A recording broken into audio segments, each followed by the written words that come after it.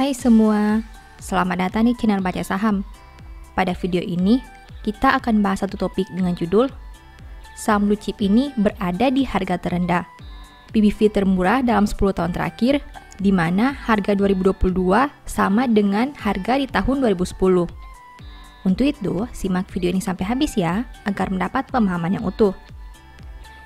Mimin mau bahas satu saham blue chip yang mungkin sedang diskon besar. Harga sahamnya terus turun, bahkan harga di tahun 2022 sama dengan harga di tahun 2010. Tidak hanya itu, dari aspek valuasi, PBV di tahun 2022 menjadi yang terendah dalam 10 tahun terakhir, bahkan jauh lebih rendah dibandingkan valuasi tahun 2020 saat krisis. Di sisi lain, perusahaan besar ini menawarkan dividen yang fantastis, yaitu 9% per tahun. Nah, karena laporan terbarunya sudah terbit, Mimin mau bahas kinerja triwulan 2 2022 saham ini. Tentu saja akan ada kesimpulan di akhir video dari aspek yang dibahas. Untuk itu, nonton sampai selesai ya. Seperti biasa, pembahasan ini bersifat edukasi dan bukan rekomendasi. Kamu bisa saja rugi jika beli saham ini. Untuk itu, selalu berhati-hati sebelum membeli saham. Disclaimer on ya. Pertama, aset. GGRM punya aset 83,63 triliun di tahun 2022, sedangkan di tahun 2021 asetnya berjumlah 89,96 triliun. Artinya aset GGRM turun 7,04% dalam 1 tahun terakhir. Sekarang mari kita bahas lebih detail. Dari total aset 83,63 triliun, perusahaan punya persediaan 43,76 triliun. Artinya 52,33% aset GGRM berada dalam bentuk ini. Jika dibanding tahun sebelumnya, pos ini turun 7,78%. Selain persediaan, ada juga aset tetap. Dari total aset 83,63 triliun, perusahaan punya aset tetap 30,64 triliun. Komponen ini punya porsi kedua terbesar di dalam aset GGRM. Jika dibanding tahun sebelumnya, pos ini naik 2,89%. Kedua, liabilitas. GGRM punya liabilitas 27,71 triliun sampai triwulan 2 2022. Sedangkan di tahun 2021, liabilitasnya berjumlah 30,67 triliun. Artinya, hutang GGRM turun 9,65% dalam 1 tahun. Nah, dari total liabilitas 27,71 triliun, perusahaan punya utang cukai, PPN, dan pajak rokok 11,04 triliun. Artinya, 39,84% hutang GGRM berada dalam bentuk ini. Jika dibanding tahun sebelumnya, pos ini turun 31,43%. Selain utang cukai, PPN, dan pajak rokok, ada juga pinjaman bank jangka pendek. Dari total liabilitas 27,71 triliun, perusahaan punya pinjaman bank jangka pendek 7,48 triliun.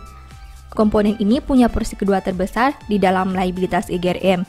Jika dibanding tahun sebelumnya, pos ini turun 24,75%. Ketiga, ekuitas. GGRM punya ekuitas 55,91 triliun sampai triwulan 2 2022. Jika dibanding tahun sebelumnya dengan angka 59,28 triliun, berarti ekuitas GGRM turun 5,68%. Dari total ekuitas 55,91 triliun, perusahaan punya saldo laba belum dicadangkan sebanyak 54,73 triliun. Artinya 97,89% ekuitas GGRM berada dalam bentuk ini. Jika dibanding tahun sebelumnya, pos ini turun 5,80%. Keempat, pendapatan. GGRM punya pendapatan 61,67 triliun sampai triwulan 2 2022. Sedangkan di tahun 2021, pendapatannya berjumlah 60,56 triliun. Berarti pendapatan GGRM naik 1,83% dalam 1 tahun terakhir. Kelima, biaya pokok. GGRM punya biaya pokok penjualan sebanyak 56,53 triliun. Sedangkan di tahun 2021, biayanya berjumlah 54,16 triliun. Berarti biaya pokok naik 4,38% dalam 1 tahun terakhir. Keenam, laba. GGRM mampu menghasilkan laba sebanyak 0,95 triliun.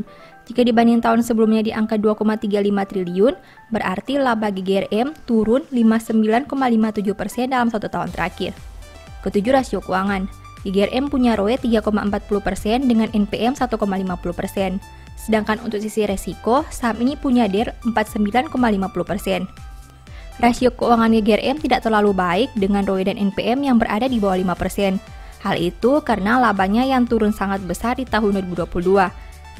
Namun dari aspek utang, sebenarnya saham ini masih baik di mana total utangnya masih lebih kecil dibandingkan modalnya. 8. Valuasi. Saham ini punya PER 24,1 kali dan PBV 0,8 kali. Valuasi saham ini terbilang unik.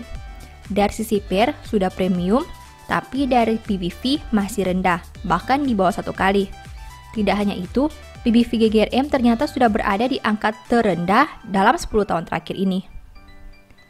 Setelah melihat pembahasan tadi, ini kesimpulannya. 1. Total aset berkurang karena persediaan yang menurun. 2.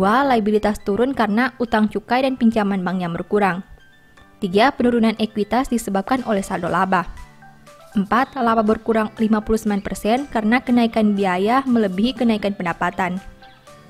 5. Rasio keuangan tergolong rendah, tapi perusahaan masih punya komposisi utang yang baik. 6. Valuasi PBV masih rendah, tapi PER-nya sudah tinggi.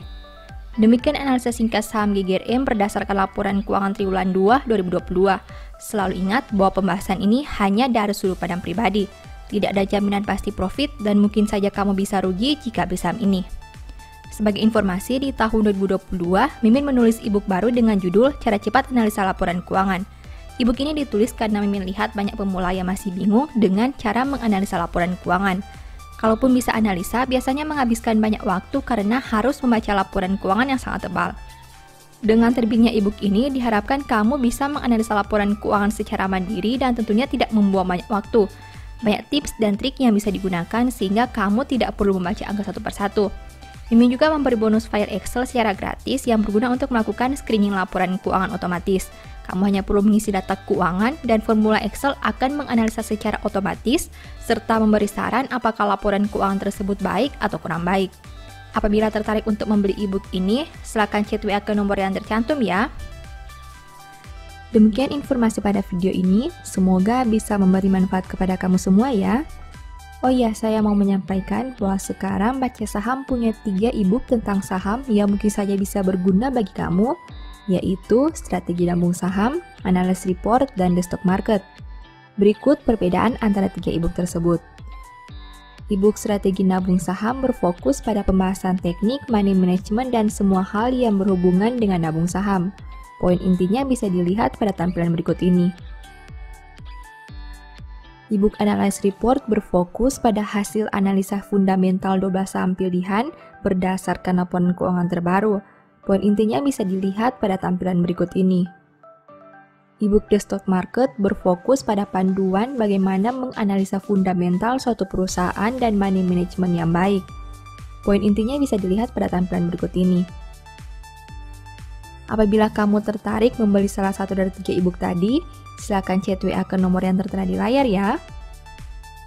Ingat, hati-hati terhadap semua jenis penipuan yang mengatasnamakan baca saham.